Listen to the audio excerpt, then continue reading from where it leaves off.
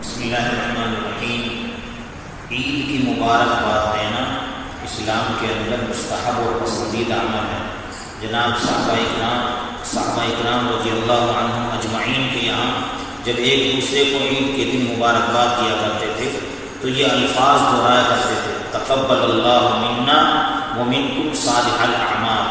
ایک صحابی رسول اکرم صلی اللہ علیہ وسلم کے پاس عید کے روز حاضر ہوئے اور انہوں نے کہا تقبل اللہ منا ومنک۔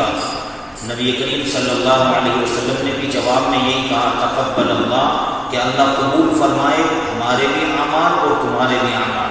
تو پتہ چلا عید مبارک کہنا کہ اللہ تعالیٰ نے جو ہمیں نیک اعمال کی توفیق دی ان کی وجہ سے آج کا دن ہمارے لیے بابرکت ہے، اور تقبل اللہ منا یعنی نیک اعمال کی قبولیت کی ایک دوسرے کو دعا دینا، یہ مسنون اور مستحب عمل